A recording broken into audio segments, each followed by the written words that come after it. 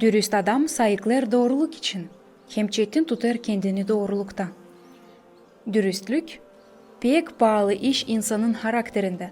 Bizim ruh halimizi, bizim iç yankı paklığımızı pek iyi gösterir o, var mı bizde doğruluk, oysa yok mu?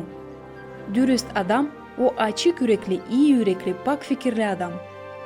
Onun laflarında da, işlerinde de paklık.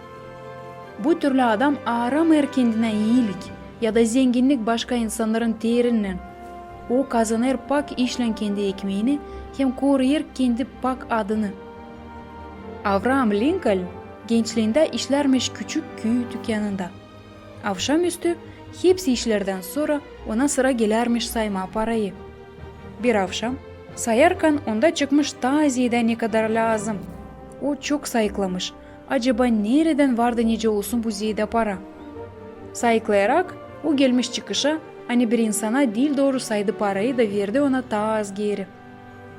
O giyinip getirmiş parayı insana.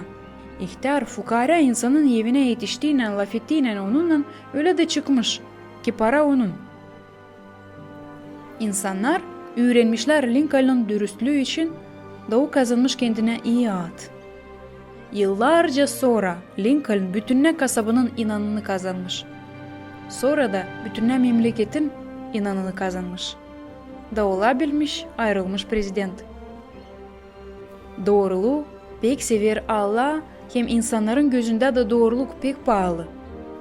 Doğruluk yapar insanı çetin, hem iyi yaşamanın her bir dolayında.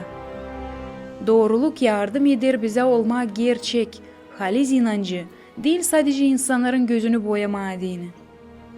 Var mı nice bize desinler hani biz dürüst her bir dolayda, her bir işte. Ayöz ruh yazı aşırısı çiğrer bizi dürüstle. Kardeşlerim, ne var hakkına saygılı, doğru, temiz, sevimli hem mayıl, ne var iyi hem metinli, onlar için düşünün. Da Allah sizinle olacak.